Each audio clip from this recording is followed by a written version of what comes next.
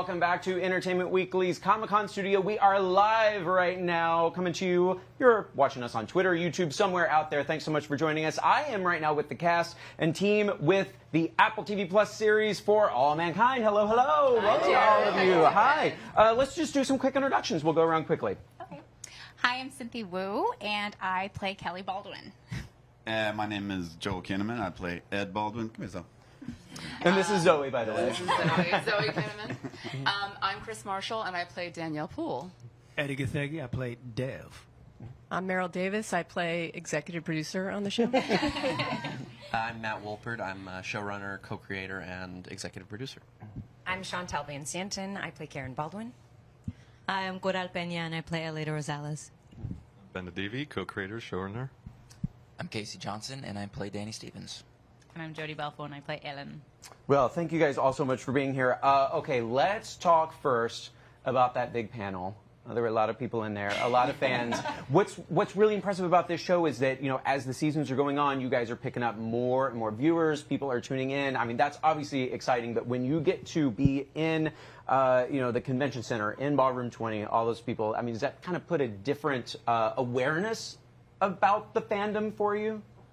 Yeah, I mean, when we opened the show, it came out a little bit in a vacuum. It felt like we were all really, you know, confident of what, you know, we had in the pudding. You know, it was good pudding, but it just felt like nobody really was watching, and you know, it was problems with, you know, coming out on a new platform and all those things. And we went to Comic-Con in New York, right? Yes. And it was, you know, people were like, oh, okay, well, you know, no one really gave a shit. And now, you know, you're in a full ballroom, and it's like the full Comic-Con experience. It's pretty epic. Now everyone's eating the pudding. So. Yeah, it's good pudding. Very different than drinking the Kool-Aid. But yeah, you have like a highlight from yesterday then? I think for me, doing the autograph signing and talking to some of these folks who came from so far and wide. We met a set of girls who came from Uruguay, some who came from Colombia, and said, we came for this panel and for this autograph signing. And I think, like Joel said, you know, you make this thing and you feel so proud of it. And then, you know, you wait months, almost a year, for folks to actually get a chance to absorb it and receive it. And so I think, having been really isolated for the last 2 years now with all this COVID stuff, it just feels so good to know that, like, folks are, you know, there and can see you and sign something, and like, that's why we do it. I know That's not why I do it, but yeah, well, It's all about Twilight Watch. yeah, I was about to say you've experienced plenty of Comic-Cons. I mean, do you feel it's something different all these years later, being here with the, you know, obviously different project and experience? One thing is the same, and that's the fandoms. The fans, they really believe in what they believe in, and they show up in amazing ways. Like you said, they travel from all over the world. This was it's always fun. You know, I mean, this nothing can compare with Twilight. I don't honestly know if anything ever will. Yeah, people lining up. They used to line up for days before that panel. It was absolutely wild. Okay, you guys showed absolutely wild. Okay, you guys showed a preview of I guess it's episode 8, right? In there. Astronauts in Peril, I will say. What do you want to say about how that will play into still what is to come this season? I'll tell you the ending. All right, go for it. We're always, no one's just between us. Cut Joel's mic. I mean, I think what we try to do every year with the show is, you know, we build it up throughout the season, you know, and there's different threads, different story threads building. And as we do, I feel these last 3 episodes are epic on a level I don't think we've done so far on this show. So we're talking, I think what would normally be a season finale on any other show is episodes 8, 9, and 10. So you went for it, all 3. We went for it. But even episode 1, when episode 1 we were like, guys, how are you going to keep this momentum going for the rest of the season? And they, of course, did. But yeah, the last 3 are very intense. Did you know the trajectory of the season in advance, or you guys are just telling them one at a time? Oh, they like to keep things very tight. Yeah, we try to like coax them out. We're always gross. Some people can't keep secrets. Understand that. All right, understand that. Also, a big announcement. Yay, renewed for season 4. That's very exciting. I spoiled that 2 months ago. In several interviews. And I wasn't going to bring it up, but all right. Yeah, I mean, also broadly speaking, what are you looking forward to exploring there? What kind of torture are you going to put these people through? More wrinkles, Yeah, prosthetics. earlier mornings. Yeah, I mean, without getting into too much detail, obviously, because we're still figuring all of that out. We don't know who's going to be there or not. we haven't told anyone yet on this. In here, Oh, so, you know, got it's it. a All little right. awkward. Well, fingers crossed, guys. But it is going to take us into the 2000s, which is That's what I was looking for. A lot Giving of me fun. that part. Okay. except for it turns out the 2000s was not a highlight for music.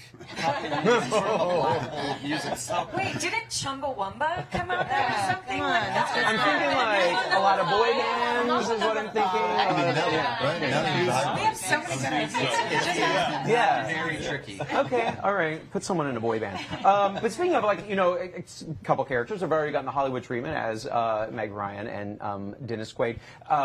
Playing off of that, who would each of you want to play you in a 90s movie? Like us in real life. Yeah. Or, well, your characters. Yeah. If we could recast our Dead and characters. alive We could actors? fire Go for it. Dead and alive. That's a great question. You know, I mean, she's amazing now, but a great 90s darling is Nia Long. Yeah. I mean, some of the stuff she did, really great movies in the mid-90s. I don't get the question. Like, who would you want to portray? Ed. Yeah. Ed or me? You- Okay. yeah, Okay. Ed. So I could like recast. So I lose the Yeah, job. we're getting rid of Right? our guys here. And then and I I'm replace going it to say with. Kristen Scott Thomas should play Ellen. Oh, yeah. Because That's great. she I actually love was that. our reference for a lot of like Ellen's vibe this season. And I mean, Kristen Scott Thomas. Wait, can you top that? She's great.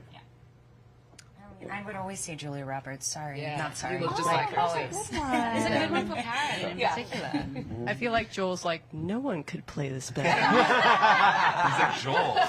Joel would The play Swedish older guy, Joel. super handsome. Depends on what season. I would maybe go with Sean Connery.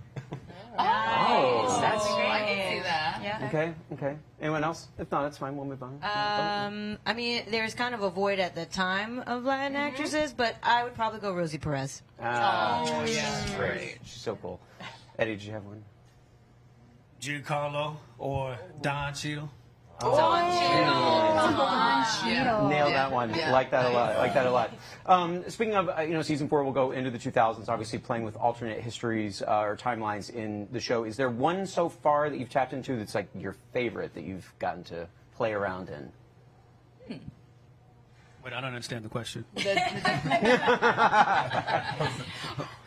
This is day 2 for us. We're all living. I get it. I mean, honestly, it was interesting to start off where we kind of started off because it wasn't an era that I had lived in. As much as like this last season, there was music and things that I had memories of.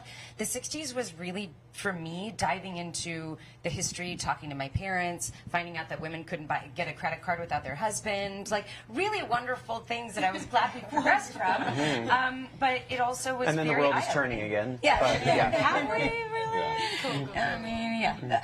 But I mean, for me, that kind of helped me understand where Karen started from, and the outfits and all the wardrobe and everything. Come on, does it get any better than late 60s, early 70s fashion and music? Questionable. Yeah. I'm with Chantel. I think that the 60s were really lovely. Like those opening sequences of seeing all the astronaut candidates and their sweet little, cardigans and The aviators. and the undergarments too, the pantyhose and bras with the pointy things And and, those corsets Corvettes. and all that stuff. There you go, yeah. I mean, The guys had Corvettes, the girls had pointy bras. Very different style. Yeah. The Yeah. 60s just felt like, wow, we're really making like a cool period piece. So I love that. Yeah. Joel, once upon a time you said that you signed on to the series because of things that you were told would happen in season 4.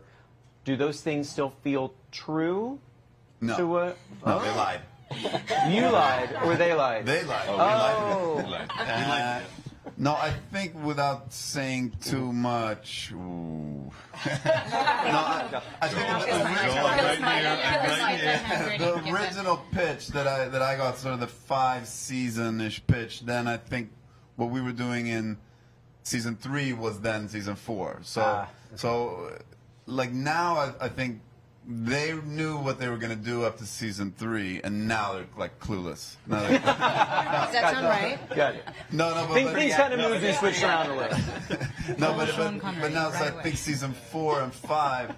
Correct me if I'm wrong. It feels like the idea of those has sort of come more from like what the show has become more than an initial idea. Well, I think in general, I mean, Ron, Matt, and I had a general game plan for 6, 7 seasons when we started, jumping a decade and catching up to the present. That was the plan. But yeah, as you cast the roles, as you write the scripts, things do evolve, and I think we're still, in a shocking way, still on the same general path, but a lot of things have changed for sure. And well, look, a lot of people very excited to see this. Well, now what you've said about these final 3 episodes it makes it sound like it's like a big movie event almost. So that's exciting. All right, that's what it is. The last one for sure. All right, well, you can catch all of that on Apple TV Plus. Guys, thank you so much for being here. Enjoy the rest of your Comic-Con, and congratulations on everything. Don't go anywhere. We have more interviews to come right here from our